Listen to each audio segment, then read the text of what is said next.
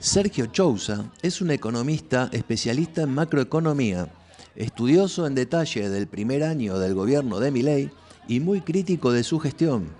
Todos lo conocemos por sus declaraciones televisivas y por sus informes minuciosos en sus redes y principalmente en su consultora Sarandí, de la cual es dueño y director. Desde que lo conocí, hace más de 2 años, en el cual tuve una charla para un podcast en este canal, me pareció una persona que, más allá de estar en las antípodas de nuestros pensamientos, podemos coincidir en la serenidad de una charla y en la exposición de ideas, sin chicanas, sin necesidad de levantar el volumen y con un respeto académico que, sinceramente, no solo que no abunda, sino que es meritorio de su parte poseerlo. Es difícil encontrar a alguien así.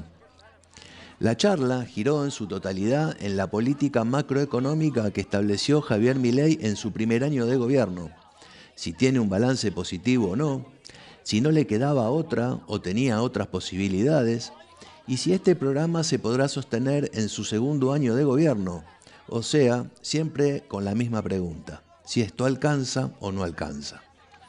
Para eso he realizado varias entrevistas en este fin de año a distintas personalidades de la política y la economía para que entre todos podamos hacer después un balance de lo realizado. En este turno le tocó a Sergio Chousas y espero que les guste la charla.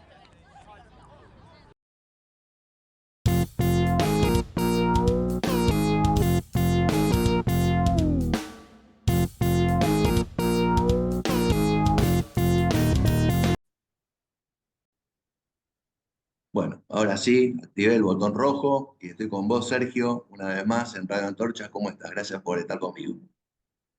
Hola, vos, gracias para vos por la invitación. Siempre es grato debatir, intercambiar sobre economía y política.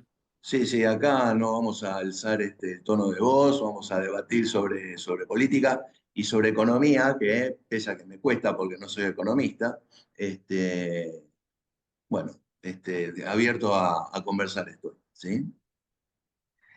¿Te puedo hacer una pequeña introducción antes de la primera pregunta? Sí, claro.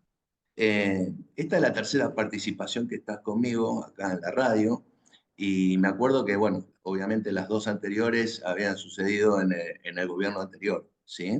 Durante la gestión del gobierno anterior. Y habíamos hablado de la inflación, si era un fenómeno monetario o no, eh, bueno, y te había hecho una pregunta, si para vos no era un fenómeno monetario, ¿cómo puede ser que en una economía de trueque no haya inflación? ¿Sí? Por otro lado, vimos cómo se cortó la emisión monetaria durante prácticamente todo el año, algo de emisión hubo, pero números muy chiquitos, casi insignificantes al lado de la gestión anterior, y la inflación ya la tenemos en un 2% mensual. ¿Vos a qué atribuís la baja de la inflación que hay hoy? Ujú. Bueno, la primera etapa de esta administración de Milei, además de poner en caja la dinámica fiscal, hacer Mm, una política muy contractiva también en términos monetarios. Un factor insoslayable es el de la confianza, ¿no? La importancia para una administración de que los agentes económicos, de que se genere un marco de credibilidad sobre la consistencia de la política económica basada en criterios de prudencia, basada en que vos puedas transmitir y hacer delivery también, no solamente narrarlo, sino también obtener resultados en ese orden macro, bueno, configura seguramente un anclaje de expectativas muy importante que en la economía argentina, con una historia bastante traumática en materia de gestión económica, cobra especial relevancia. Yo no voy a subestimar la importancia del orden macro, nunca lo hice, me parece que es relevante. Me parece que también hay grados, hay grises, por así decirlo. Nada es 0-100, nada es o solamente tengo déficit y lo naturalizo como si fuera algo, un dato imposible de modificar, exógeno a la posibilidad de hacer política económica. pero tampoco romantizar el superávit como un marco permanente que no puede ser modificado ante cualquier contexto. De hecho, la realidad en los países del mundo es muy disímil, ¿no? Mayormente son más los que tienen cuentas públicas en algún grado de desequilibrio, no desequilibrios patológicos, pero algún nivel de déficit. Son pocos los que tienen una posición fiscal superavitaria, pero los hay también. Entonces, evidentemente no hay un único camino, ni ese resultado es sinónimo de éxito garantizado, ni es sinónimo de fracaso. Pero bueno, sin lugar a dudas, viniendo de la historia traumática previa de cuentas públicas muy desequilibradas, una política monetaria muy laxa, desorden macro en general, bueno, marcar un quiebre en esa tendencia es muy valorado por el mercado, por los agentes económicos y permite poner en caja las expectativas.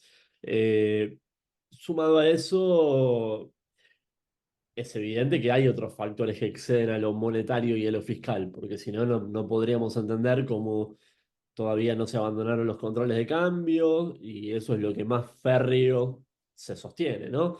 De forma más firme, no se suelta a ese control de cambios. Cuando Milei argumentaba durante su campaña, en su faceta más economicista, que el dólar no tenía absolutamente nada que ver con la inflación, hacía una argumentación muy técnica al respecto, negando cualquier tipo de conexión entre el tipo de cambio en sus diferentes versiones y la tasa de inflación en la economía. Bueno, eso no parece muy compatible con que habiendo pasado un año sostenga una administración absolutamente centralizada de todos los valores de los dólares, porque si no, no habría motivo para mantener eso. Si vos me dijeras que no tiene ningún tipo de impacto sobre la dinámica de precios. Entonces, Sí. bueno, en ese sentido fue pragmático, es como que sostuvo el bloque más sensible de los controles de la intervención en la economía, pero al mismo tiempo hizo el trabajo sucio en materia monetaria y fiscal para garantizarse que las expectativas de los agentes económicos pudieran converger. Y eso me parece que marca este primer mojón de buen resultado en materia inflacionaria, sobre el cual falta mucho trabajo por hacer, ¿no? Sí, sí, Esto hay sí. que decirlo, ¿no? Yo todavía no suscribo a algunas afirmaciones de que No, la pero a ver, inflación desapareció. discúlpame. Capaz coincidamos de que a nivel macroeconómico es otra Argentina, otra economía, ¿no? Pero a nivel microeconómico son las preguntas que se vienen ahora a continuación, ¿no? O sea, como que falta mucho camino por recorrer. Sí, sí, sí, sí. A ver, la micro vinculada a lo regulatorio, al funcionamiento del Estado en términos burocráticos. Yo creo que ahí tienen una buena cucarda para colgarse en el sentido de remover algunas regulaciones que tal vez no estaban ayornadas a la época, eran trabas que mostraban un Estado con un funcionamiento bastante elefantiásico en algunas áreas. Exacto. Eh, y eso es bueno, más allá de que en el margen puede mejorar las relaciones económicas en algunos sectores, o, ¿por qué no?, la vida de la gente también. Eh, eh, no es algo que mueva la aguja en términos macro. No vas a mejorar la competitividad de la economía solamente con eso si vos tenés un dólar regalado. Bien. Entonces la macro, muchas veces se suele decir la macro manda, ¿no? Es la que es el trazo grueso del diseño de política económica, todo lo demás suma desde ya. Sí, Sí, es una macro muy distinta a la de años previos, desde ya. claro, claro. ¿Cuál es tu opinión sobre levantar el cepo? Bueno, yo creo que el gobierno quiere hacerlo, sería totalmente absurdo que una administración liberal no piense que una economía más sana es una economía libre en términos cambiarios.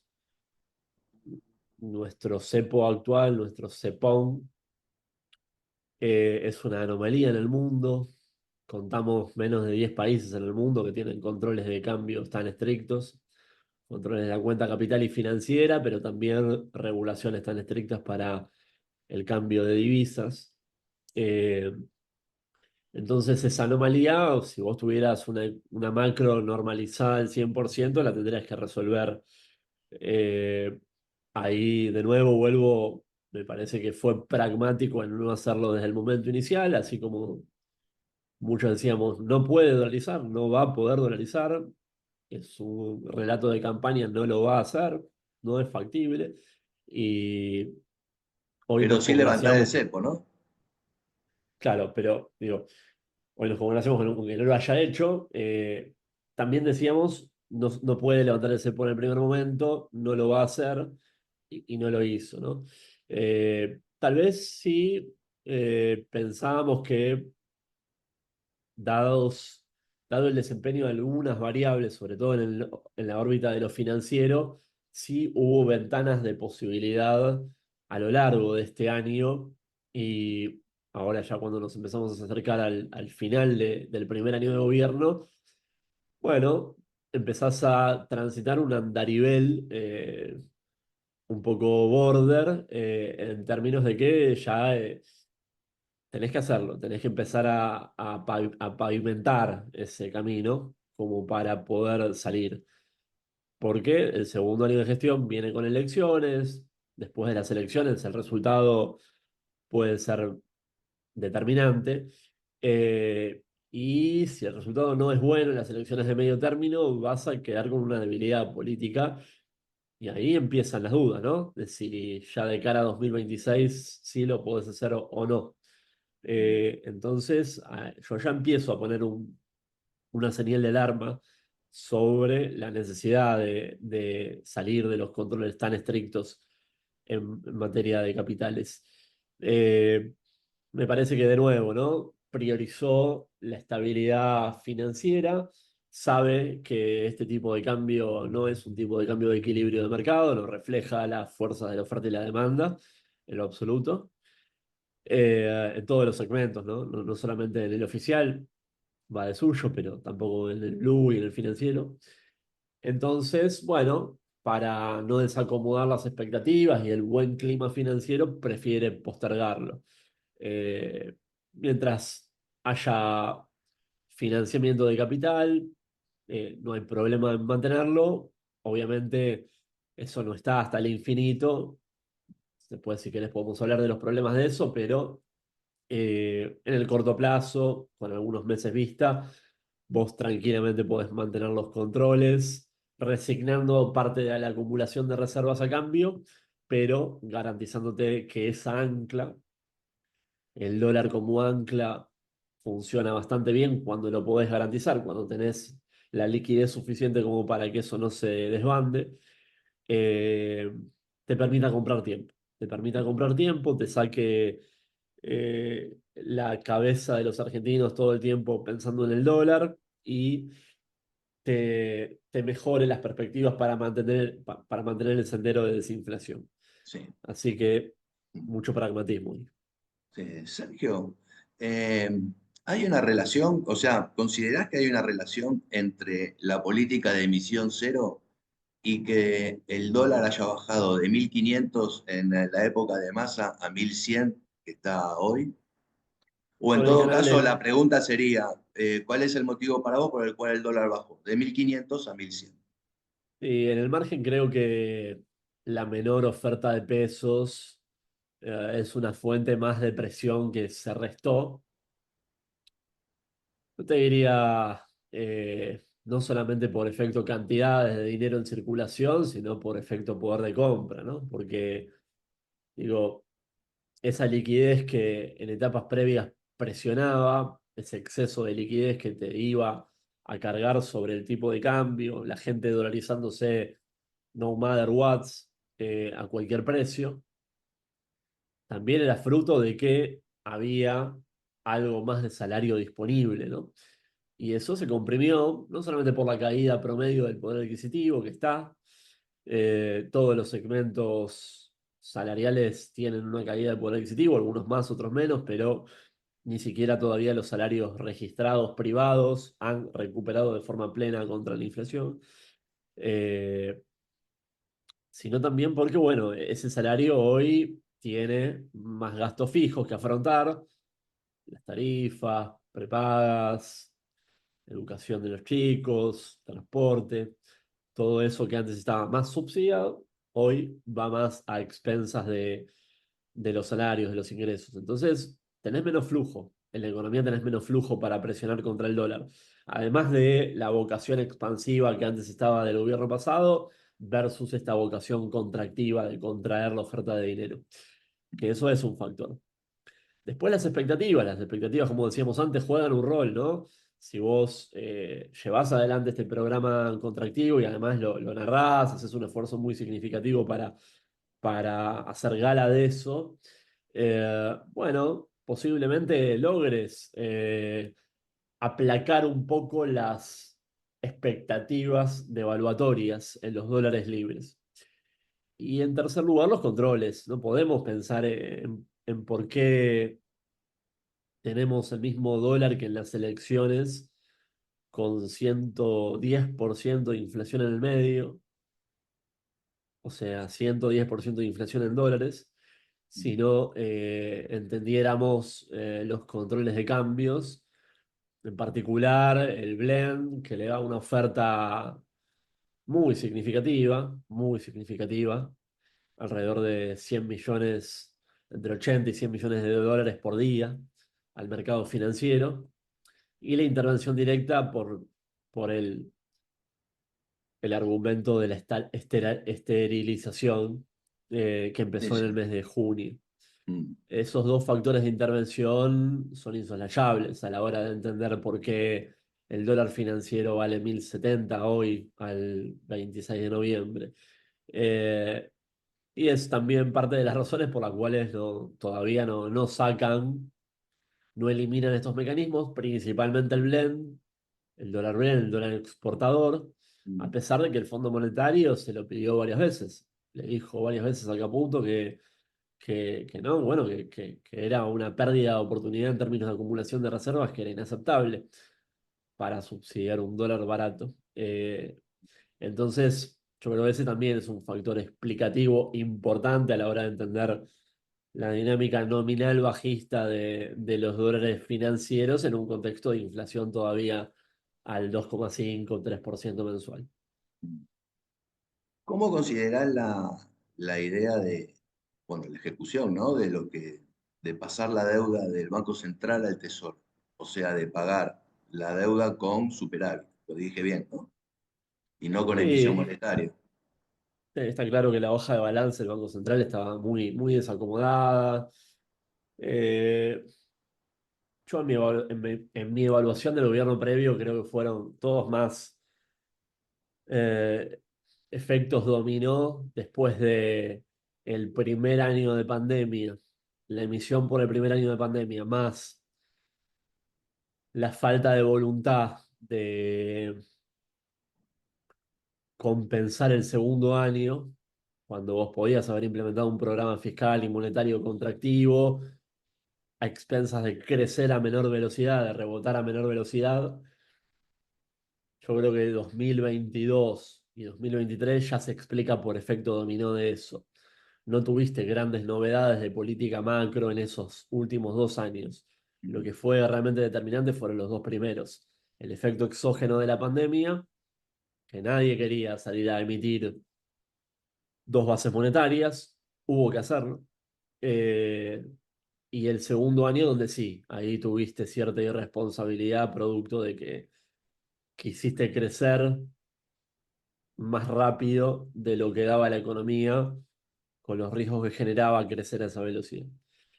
Eh, pero bueno, ese desarreglo tuvo costos y bueno, fue el empeoramiento de la hoja de balance del Banco Central.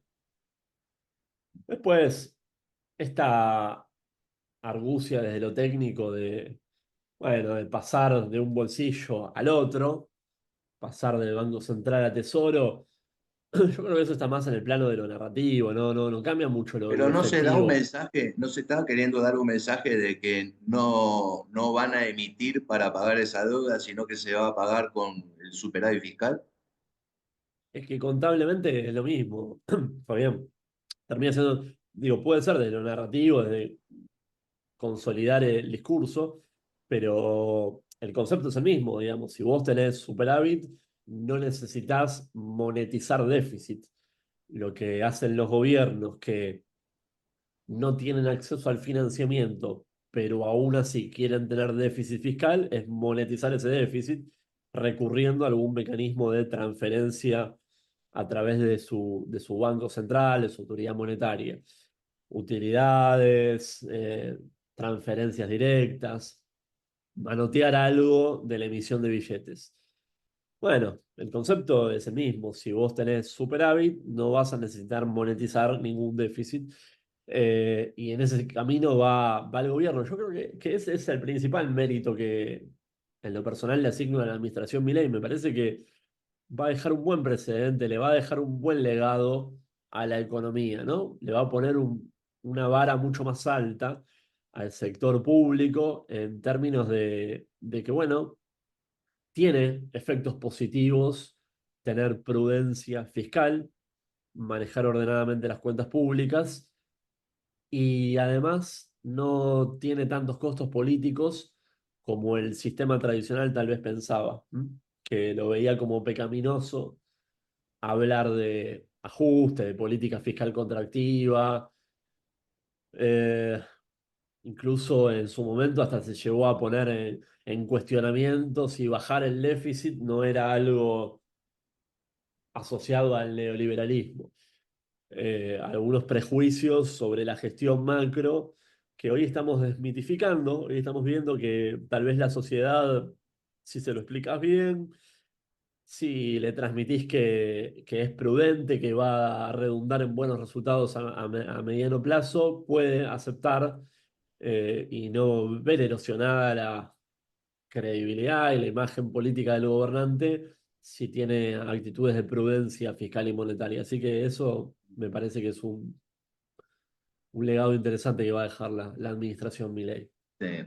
Bueno, dejamos la macroeconomía y pasamos a la microeconomía. ¿Cómo la ves? Bueno, vale.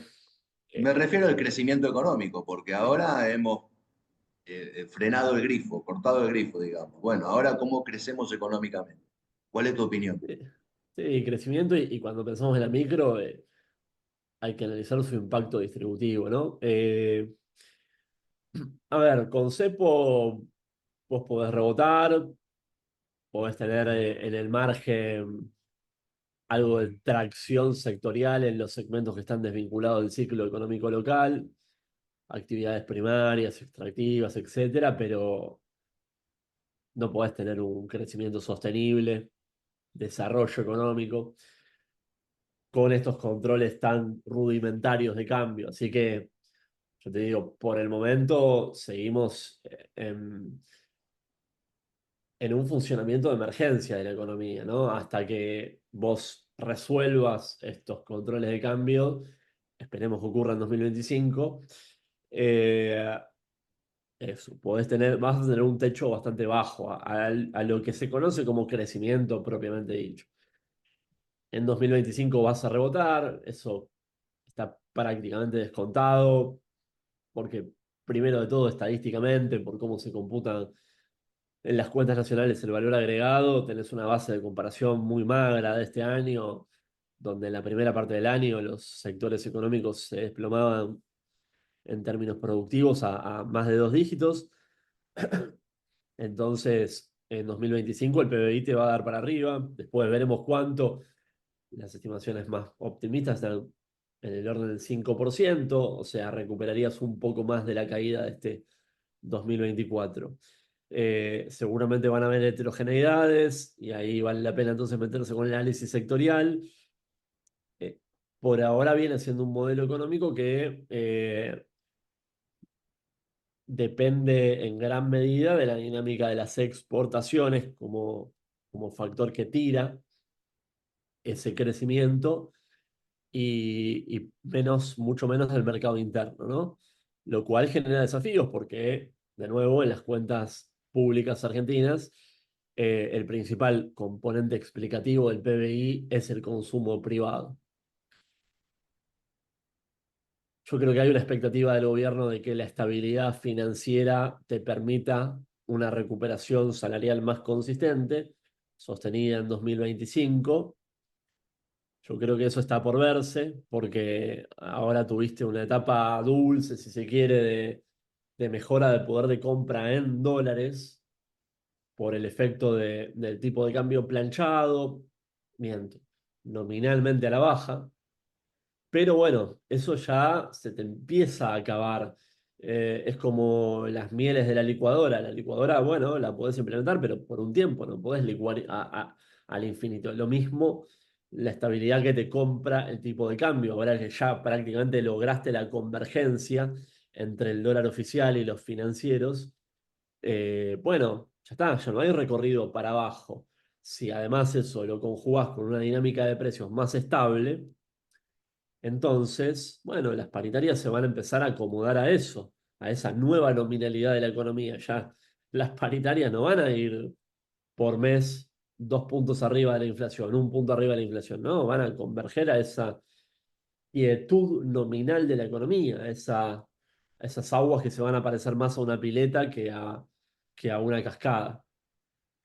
Entonces, las ganancias salariales deberían darse por productividad.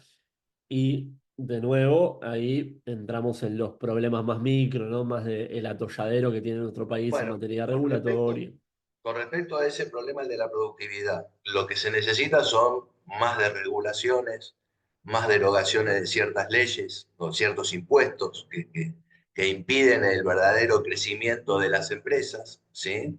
Estamos hablando de las pymes, estamos hablando de todo tipo de empresas, ¿eh? No estamos hablando ni de los grandes emporios ni nada. Este, ¿Considerás que el problema entonces es más político que económico? Porque todo va a pasar por el Congreso este año, ¿no? Sí, el año próximo.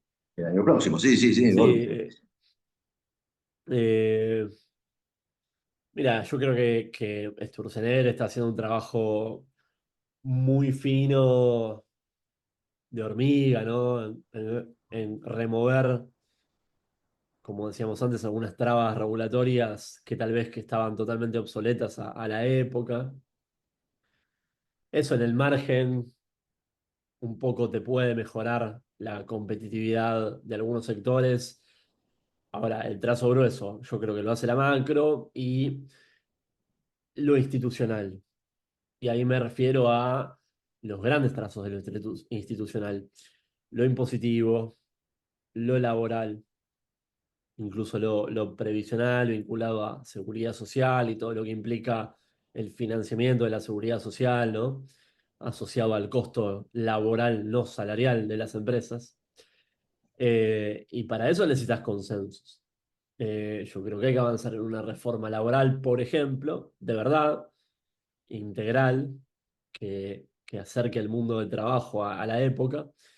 Pero bueno, además de la debilidad parlamentaria del gobierno nacional como para imponer una agenda propia, está el factor federal, bueno, el rol de las provincias. Para eso tenés que negociar, ¿no? Tenés que ir a buscar consensos, ¿no? No imponer. Por ahora el gobierno en materia legislativa tuvo una posición muy defensiva, evitar que le sancionen leyes o que le deroguen DNUs, pero no una actitud proactiva, salir a buscar consensos por fuera de la ley base, es que fue un primer mojón, pero no alcanza. Así que me parece que ese es el gran desafío. No sé si lo veo en 2025, Fabián, me parece que queda para la segunda etapa del gobierno, ¿no? Avanzar en esos factores que pueden dotar de mayor competitividad al sector privado por fuera de la vía de lo cambiario, que es lo más fácil. Eso sería una agenda más sistémica, definitivamente. Es lo que todos los sectores demandan, ¿no? Si vos te juntás con empresarios de todas las escalas, de todos los sectores, te manifiestan todo lo mismo, ¿no? Que son productivos puertas adentro en la empresa, en la fábrica, pero cuando salen y bueno, está el Estado, están los impuestos, está la aduana, ahí la competitividad se reduce bastante, pero siempre la tentación en Argentina es trabajar solamente lo cambiario. Bueno, tenemos una posibilidad ahora para no descuidar ninguno de los dos para pilares. empezar a hablar más de productividad, ¿no? Que de competitividad. ¿Sí? ¿Y qué opinión te merece entonces el RIGI? Bueno, está muy en pañales todavía en términos de su principal objetivo, que es dar trajes a medida para de verdad tentar a grandes capitales. Yo creo que más allá de la regulación a medida, eh, las decisiones de grandes empresas de verdad se juegan en la garantía que puedan tener sobre una estabilidad institucional independiente del gobierno de turno. Porque ¿qué empresa grande de verdad, deporte, que quiera hacer una inversión a 20 30 años, no va a evaluar eventuales escenarios si al gobierno de Milei no le va bien en las elecciones de 2025 y 2027? Está eso, yo creo que está esa evaluación. Teníamos el caso de la posibilidad de, por ejemplo, la mega inversión de la planta de GNL con Petronas como partner posible, que bueno, por el momento parece haberse caído. Bueno, está bien, vos me das un traje a medida donde de alguna forma me garantizás que quedo por fuera de la regulación tan estricta del control de capitales y además me das algún sweetener por el lado impositivo. No hay Bárbaro. cepo, no hay cepo para ellos. Por eso, un traje a medida en control de capitales. Pero, y bueno, si dentro de 3 años y medio vuelve una administración que sea un poco más intervencionista, que tenga otro enfoque de política económica, entonces me parece que para de verdad mover las que mueven la aguja, las inversiones que son determinantes, no, digamos, no algo que igualmente se iba a hacer porque es renovación del capital. Que Ford trae una maquinaria nueva para la planta de Pacheco, sino de verdad lo que mueve la aguja. eh, Van a esperar. Yo creo que van a esperar a que se remuevan de forma plena los controles de capitales y ver si Argentina puede ir incluso a un péndulo con menores vaivenes, un esquema más a la uruguaya, donde entre la centro izquierda y la centro derecha, en el enfoque de política económica, las diferencias sean marginales, la macro no tenga grandes barquinazos, sino, bueno, haya algo más de ah, valoraciones sobre la seguridad social, sobre el funcionamiento del Estado, las diferentes funciones básicas, pero Bueno, no grandes pero vos lo dijiste, en este país se está yendo de una banquina a otra la economía siempre, ¿no? Es un problema. No, sí, es un problema. Sí, sí, sí. Es un problema. No, no, no, obviamente. Yo desde un enfoque ideológico bien marcado, igualmente lo evalúo como algo que no le hace bien a nuestras posibilidades de tener un crecimiento estable y de desarrollarnos. Los países han sorteado estos riesgos de la polarización con diferentes estrategias. Los países desarrollados del sudeste asiático lo han sorteado con gobiernos autoritarios en algunos casos. Después otras democracias republicanas lo han sorteado con instituciones, construyendo instituciones sólidas, división de poderes bien solidificadas, instituciones que se sostienen a lo largo de siglos. Pero bueno, nosotros somos Latinoamérica, ¿no? Todavía somos jóvenes, tenemos los pecados de juventud. Sí. Y una última pregunta, Sergio. Hemos hablado de economía todo el tiempo y te voy a hacer un cambio, ¿no? de pregunta. ¿Cómo ves acá en Argentina la discusión política que hay en los medios, en las redes? ¿Tiene altura, tiene nivel? ¿Es todo grito? ¿Es todo denuncia? ¿Es todo chicana? ¿O ves que hay una discusión un poco más seria para tratar de los pro mercado, convencer a la gente de que el pro mercado puede llegar a ser la mejor solución? Y también los no pro mercado, ¿no? O sea, la discusión entre ambas partes. ¿Cómo la ves?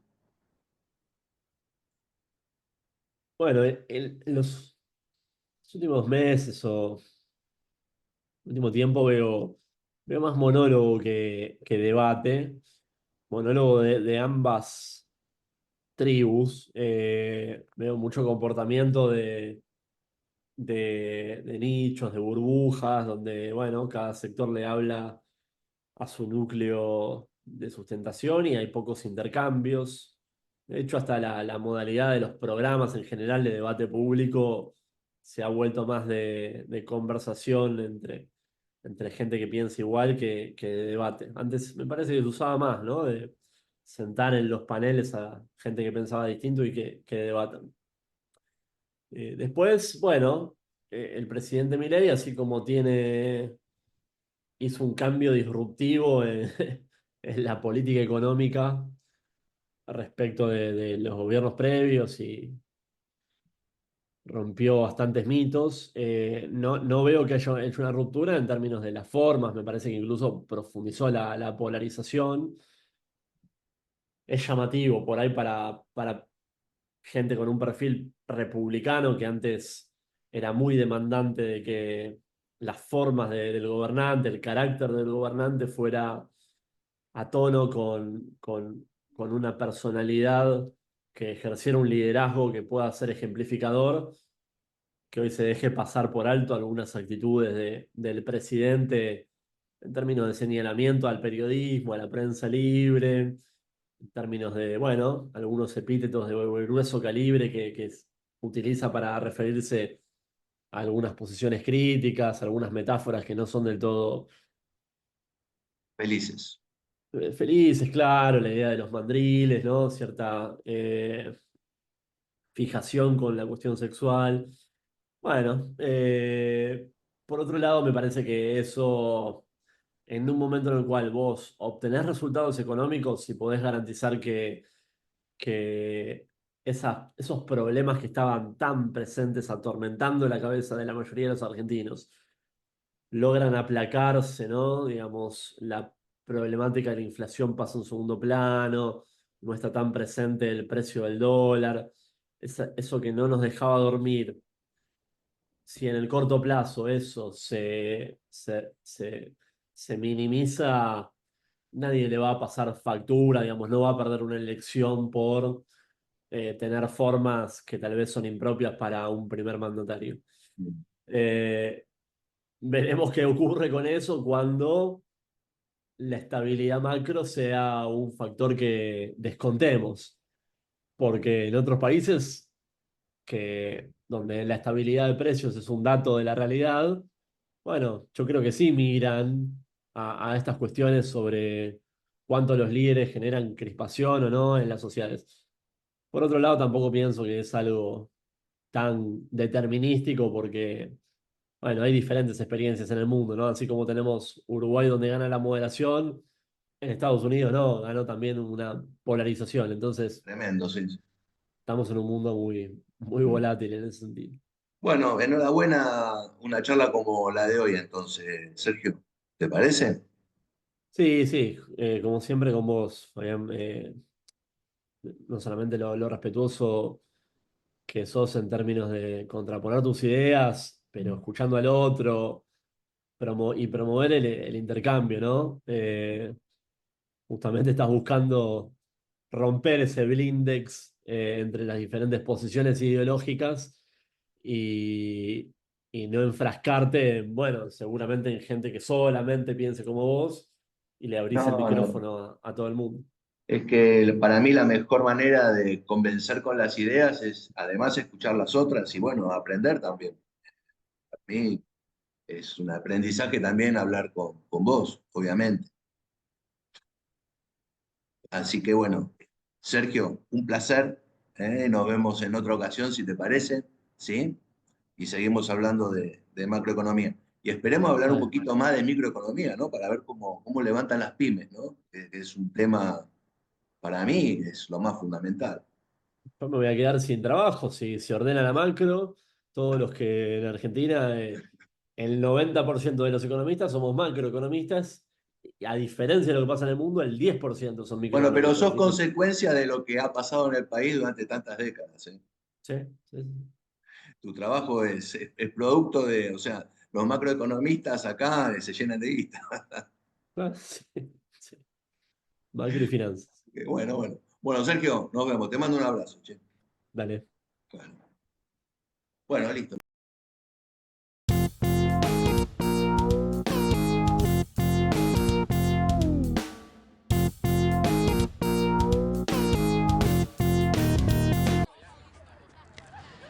¿Qué te pareció esta charla?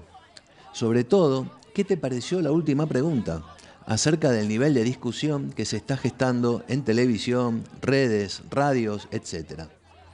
Decime, con una mano en el corazón, si en realidad no hacen falta más charlas como estas, en donde se trata de explicar, por ejemplo, qué es el promercado y escuchar, en este caso, la voz de quien critica esas políticas.